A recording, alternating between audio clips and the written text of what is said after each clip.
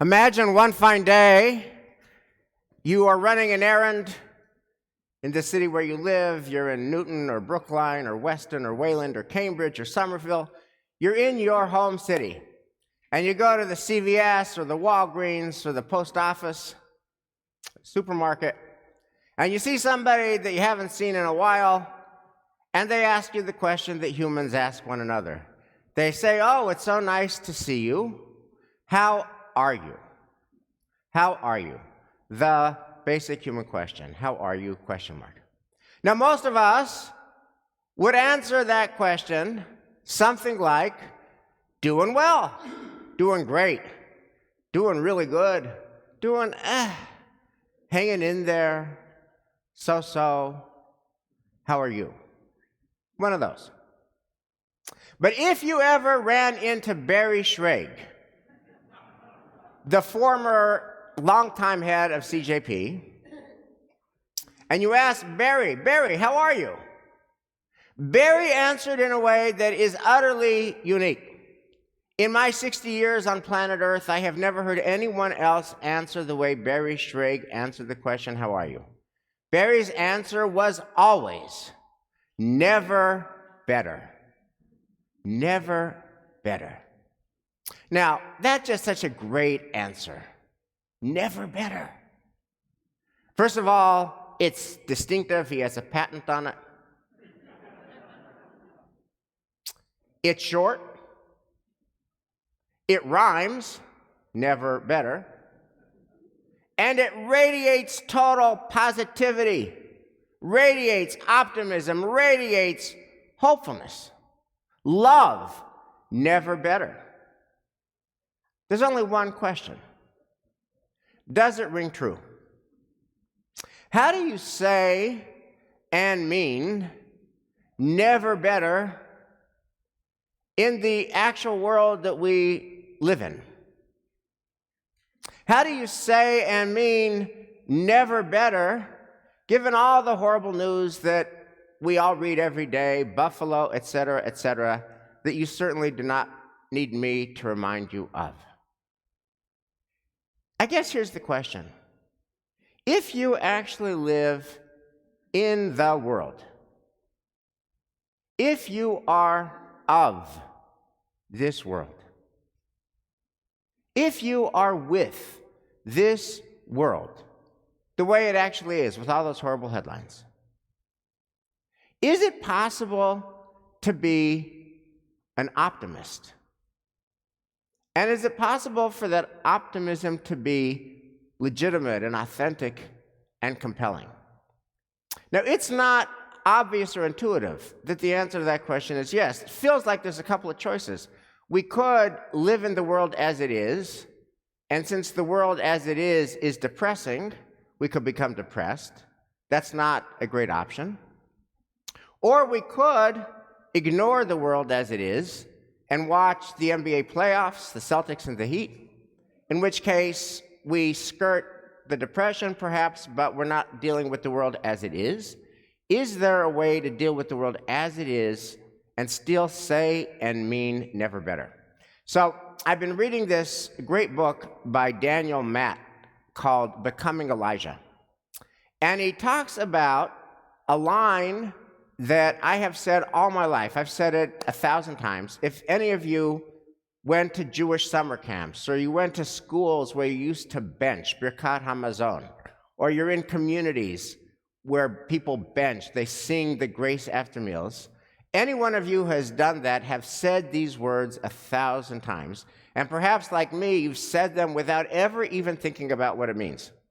But Daniel Matt explained these words in a way that landed for the first time. What we say, it's at the end of Birkat Hamazon, we say, Horachaman hu yishlach lanu et Eliyahu hanavi zachor latov. May God, the merciful one, send us the prophet Elijah who's remembered for good. Then it says, Vivaser lanu besorot tovot yeshuot v'nechamot. And may Elijah come and give us good tidings of salvation and of consolation. Elijah is the good tidings guy. And at the end of Grace After Meals, we pray that Elijah is going to come and give us good news.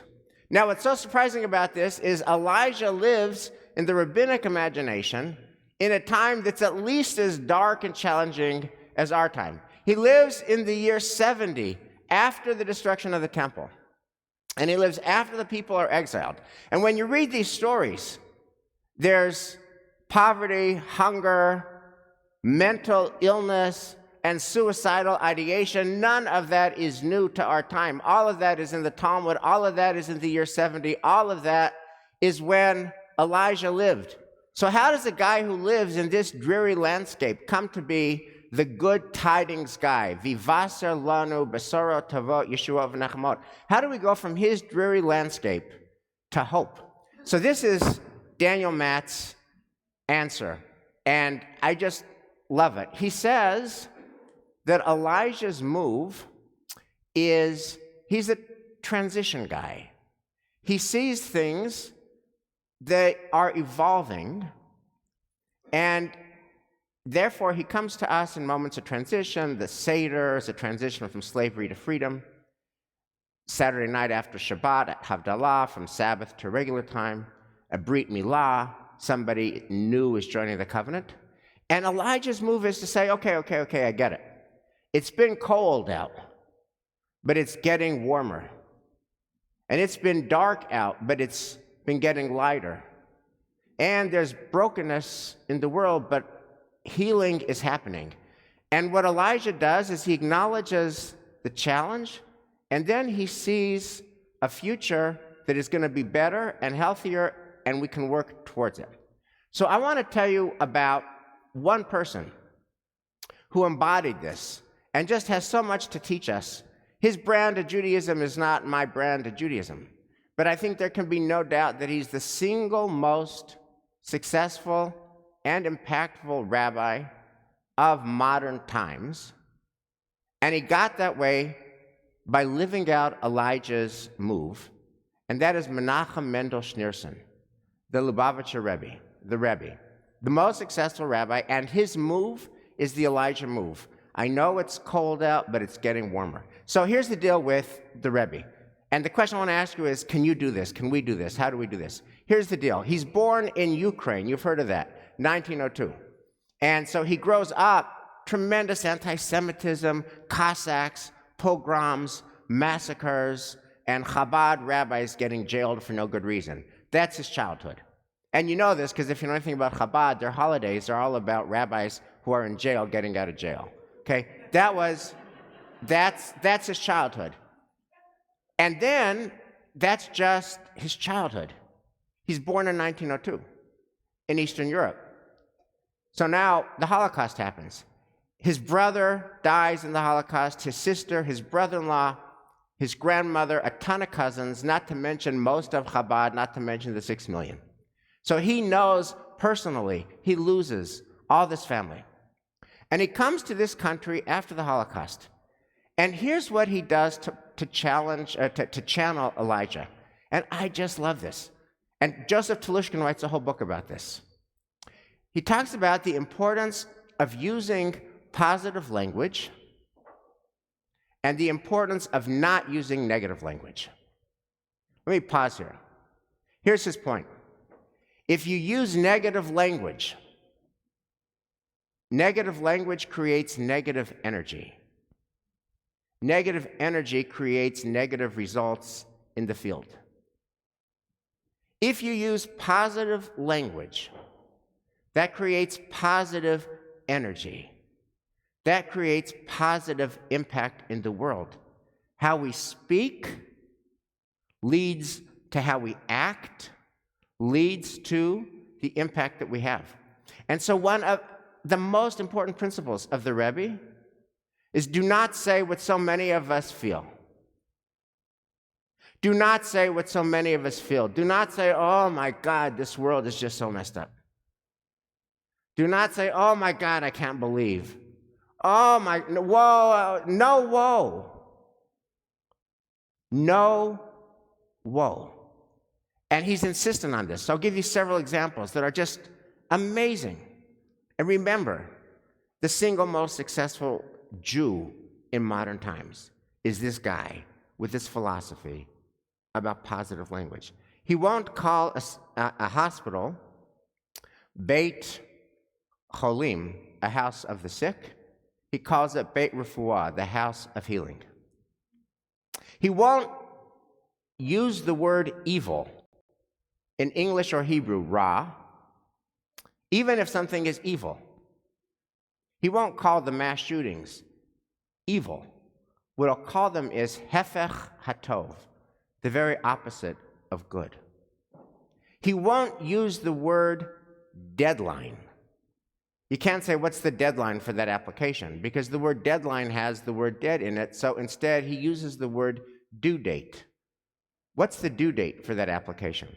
To connote life, not death, and importantly, for somebody who suffered so much and had so many personal losses from the Shoah, he did not teach about the Shoah. A core value of Chabad, according to the Telushkim book on the Rebbe, is it's the one part of modern Judaism that does not make it simus about the Shoah. Instead, he always wants to talk about simcha shel mitzvah, the joy of doing a mitzvah. So here he comes, and just roll the film forward. What's the impact? He's lost all these, like Chabad's decimated in the Shoah. He loses all his family in the Shoah. And what happens with his positive language leads to positive energy, leads to positive impact. He dreams up of a world starting with the 50s. And he says, why don't we have a world where there are thriving Jewish communities everywhere? You go to Thailand for spring break, great Seder. You want to go to Cambodia, but you're saying Kaddish, there's a shul. You're in India and it's Shabbos and you want a Shabbos dinner. Let's have this vision. Life is amazing, beautiful. What a gift. Jewish communities everywhere. And that positive energy made it so. Speak positive. Have positive energy, positive impact, and make it so. Now, we're not Elijah, and we're not the Rebbe, but we have something really important in common with both figures, which is to say never better. Well, it's never better. That's not obvious. That's a stretch. To feel positive energy is not intuitive, it's not organic, it's not easy. It takes work. But what we have in common with them is we could actually do our own version of what they do. So I want to leave you with a story, and I want to leave you with a question. The question I want to leave you with is, how do you do your own version of the Shirley Chisholm story?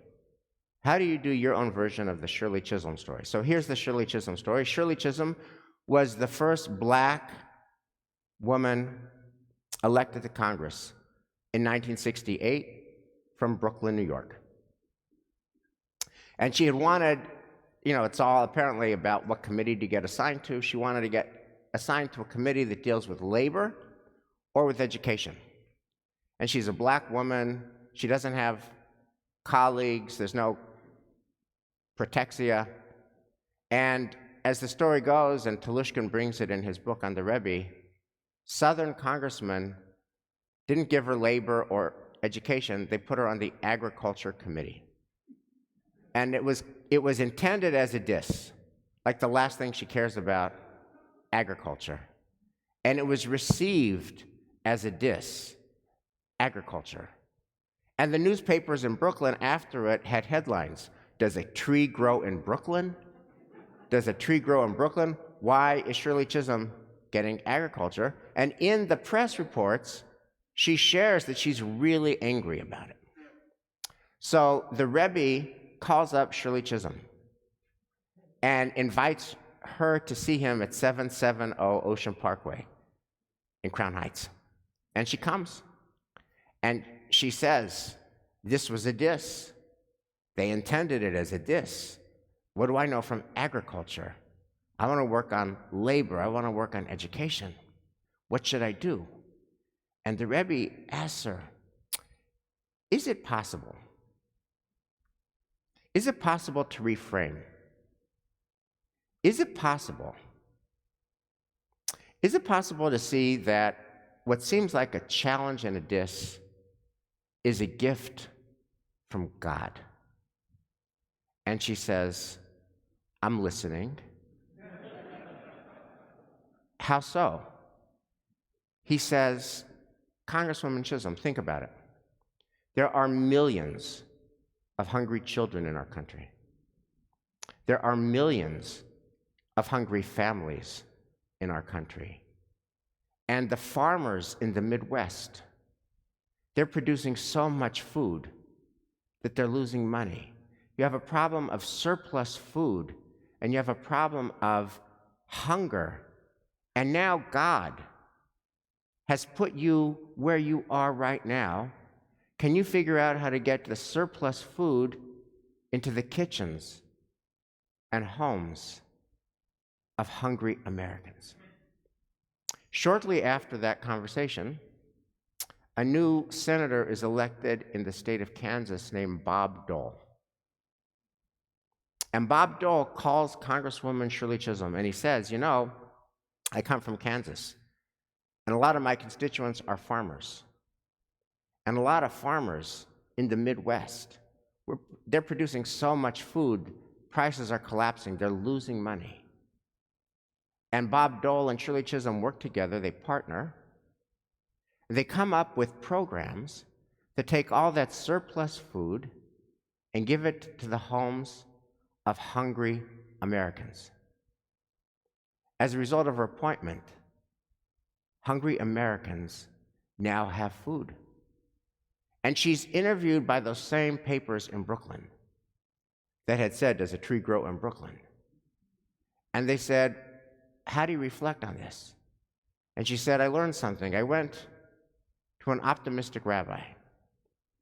And the optimistic rabbi said to me that sometimes what seems to be an impossible challenge is actually a gift from God if only we can reframe. And then she says, and I quote, if poor babies now have milk, and if poor families now have food, that's only because a rabbi in Crown Heights had vision. So here's my question for you. How do you do your own version of that? Next time somebody says to you, how are you? And you're not feeling it, can you still say, never better, and then go out and make it so? Shabbat Shalom.